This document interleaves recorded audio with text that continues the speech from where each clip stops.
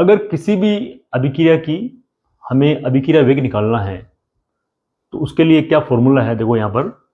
जैसे कि यहाँ पर एक रासायनिक अभिक्रिया दी हुई है जिसमें Hg और क्लोरीन अभिक्रिया करके HgCl बना रहे हैं।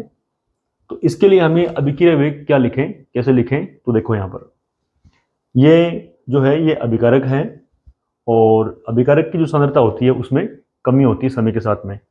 तो इसको लिखेंगे हम ऐसे माइनस डेल Hg बटा डेल टी।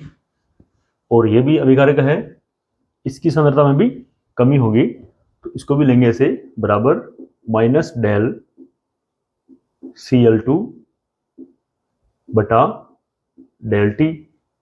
तो जो अभिकारक है या अभिक्रियक है उनकी सांद्रता में हमेशा कमी होगी, तो डेल लगाकर और बड़े क्वेश्चन बंद करके आगे माइनस लगाना है। अब बात है उत्पाद की, तो उत्पाद की सांद्रता में हमेशा वृद्धि होती है, तो ऐसी कंडीशन में आएगा यहाँ पर प्लस लगा दो डेल HgCl2 बटे में कर दो डेल टी। अब इनके जो आगे स्टोइकियोमेट्रिक जो कोफिशिएंट है, गुणांक है, आगे सबके एक एक है, तो इनमें जो भाग लगेगा वो एक एक का ही लगेगा। लेकिन जैसे इसकी बात करें अगर, तो इसमें स्टोइकियोमेट्रिक जो गुणांक होता है वो 2 है। तो इसके लिए जो अभिक्रिया होगा वो ऐसे होगा माइनस डेल HI बटा डेल टी।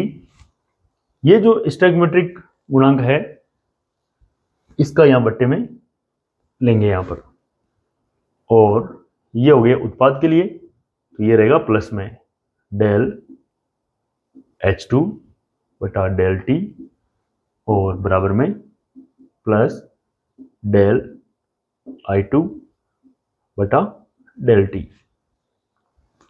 इन सब के आगे गुणांक में 1 आ रहा है, तो एक एक का भाग देंगे, हालांकि 1 का भाग देने का कोई फर्क पड़ेगा नहीं। यहाँ पर 2 आ रहा है, इसमें 2 का भाग देंगे, और ये अभिक्रियक है इसलिए इसकी सांद्रता में कमी हो रही है, घट रही है, तो यहाँ माइनस आएगा। इसी तरह अगर इस अभिक्रिया का लिखना अगर हमें अभिक्रिया वेग, तो देखो यहाँ पर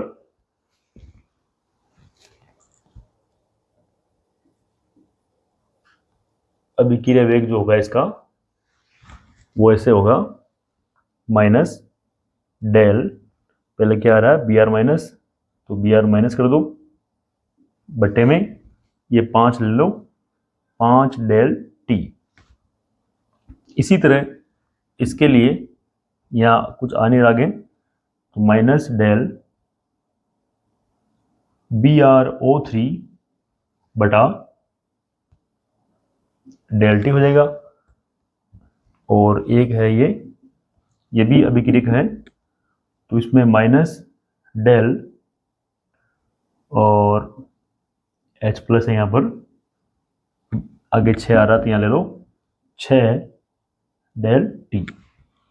तो गुणांक जो आगे आ रहा है उसको हमेशा हमें बट्टे में लेना है।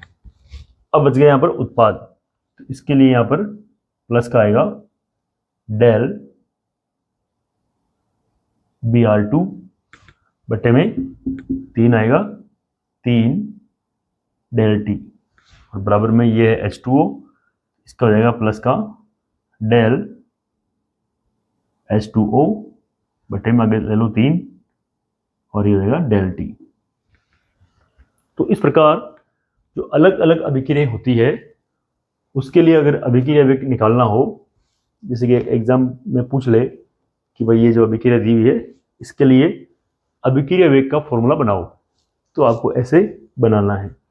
उत्पाद के लिए प्लस रखना है और अभिक्रियक के लिए माइनस लेना है, और जो आगे आ जाए स्टोइकियोमेट्रिक गुणांक उनको लेना है बट्टे में। तो इस प्रकार ये अभिक्रिया वेग निकालते हैं किसी भी रासायनिक अभिक्रिया से।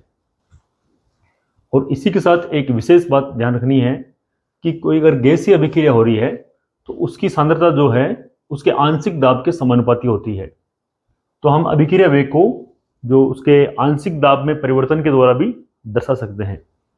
तो यहाँ पर ये नोट ध्यान रखना है कि किसी अभिक्रिया के लिए सांद्रता आंशिक दाब के समानुपाती होती है, और अभिक्रिया वेग को अभिकर्मक या उत्पाद के आंशिक दाब में परिवर्तन की दर से व्यक्त कर सकते हैं। जैसे हम सांद्रता में परिवर्तन की दर से करते थे, उसी प्रकार आंशिक दाब में परिवर्तन की दर से भी कर सकते हैं, क्योंकि जो सांद्रता होती है वो आंशिक दाब के समानुपाती होती है। जैसे जैसे आंशिक दाब बढ़ेगा वैसे वैसे उसकी सांद्रता बढ़ेगी। तो ये नोट थोड़ा ध्यान रखना है आपने को।